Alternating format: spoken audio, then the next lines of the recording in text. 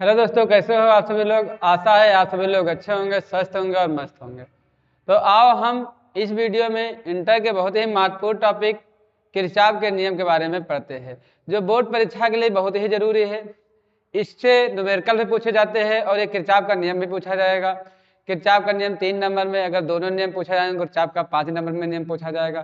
तो किरचॉफ का नियम क्या है? तो किरचॉफ का नियम होता है किसी भी विद्युत परिपथ हो जैसे जिनमें धारा चली जाती है, उनमें धाराओं का मान ज्ञात करने के लिए किरचॉफ ने 2 नियम दिए 1842 में। तो एक नियम था प्रथम नियम और एक था द्वितीय नियम। तो इसमें हम पढ़ते हैं प्रथम नियम के बारे में। तो जो किरचॉफ का प्रथम नियम था, तो किरचॉफ के प्रथम नियम को संधि का नियम भी कहते हैं। संधि का नियम क्यों कहते हैं? अभी तक ये जानो कि प्रथम नियम कहते हैं बस। अभी इनके ये दो नाम क्यों पढ़े, तो इसको पढ़ने के बाद अच्छे से समझ में आ जाएगा कि ये दोनों नियम क्यों कहते हैं। तो प्रथम नियम जो था किरचॉफ का, तो ये बताया किसी विद्युत परिपथ का मतलब वो होता है वे परिपथ जिनमें धारा चली जाती है। किसी विद्युत परिपथ में किसी भी संधि पर मिलने वाली धाराओं का बीजगणितीय योग शून्य होता है। जैसे ये परिपथ है तो संधि उसे कहते हैं जहां सब लोग मिलते हैं, तो यहाँ पर संधि हो रही है तो इनका सबका बीजगणितीय योग शून्य होता है। ये होता था किरचॉफ का प्रथम नियम। मतलब ये बताएं संधि, ये सिग्मा का मतलब होता है योग, आई का योग, आई मतलब धाराओं का योग, वो होता है शून्य। ये किरचॉफ का प्रथम नियम हुआ। जो इसका चिन्ह परिपाटी होता है, धाराओं का चिन्ह परिपाटी, तो जो धारा संधि की ओर आती है वो हमेशा प्लस में होगी। संधि का मतलब जहां धाराएं मिलती है, तो यहाँ धारा ऊपर मिल रही है, तो जो धारा संधि की ओर आ रही है, तो यहाँ I1 संधि की ओर जा रही है तो ये होगी प्लस में। ये देखा जो संधि से दूर जाती है वो माइनस में होंगे। ऐसे समझ लो, जो कोई आ रहा है तो हमारी क्षमता को बढ़ा रहा है, जा रहा है क्षमता को घटा रहा है, तो ये संधि की ओर जा रही है ना, तो ये प्लस में होंगी। जो संधि से दूर जा रही वो हो जाएगी माइनस। जैसे I2 संधि से दूर जा रहा है, I3 भी संधि से दूर जा रही है, ये भी कैसी हो जाएगी? माइनस में। I4 भी संधि से दूर जा रही है, ये भी कैसी हो जाएगी? माइनस में। I5 भी संधि से दूर जा रही है, इसलिए ये भी कैसी हो जाएगी? माइनस में। तो इस टोटल योग कितना होता है? शून्य होता है। यही था किरचॉफ का प्रथम नियम। तो यहां से देखो, जैसे ये I1 इधर है तो I1 इधर, ये जितना माइनस में उधर किस भेज दे तो कैसा हो गया? प्लस में।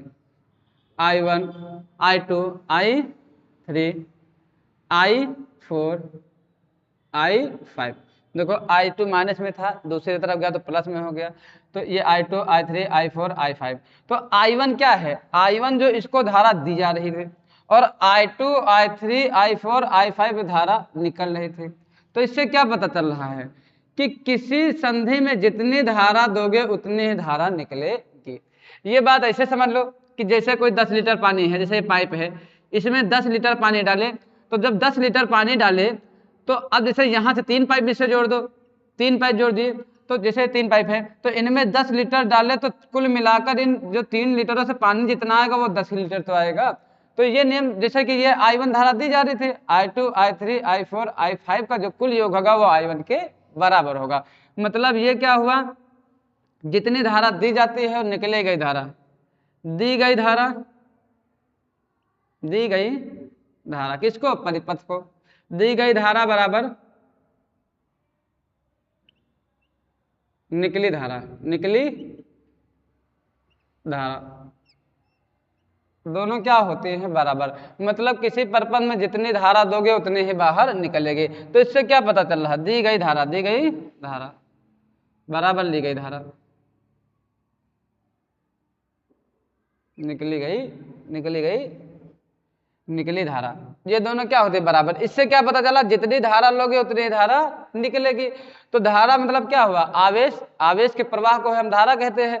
तो यहाँ पर आवेश दोनों क्या होता है? संरक्षित, मतलब जितना दोगे उतना ही निकलेगा, इसीलिए इसे क्या कहते हैं? आवेश संरक्षण का नियम।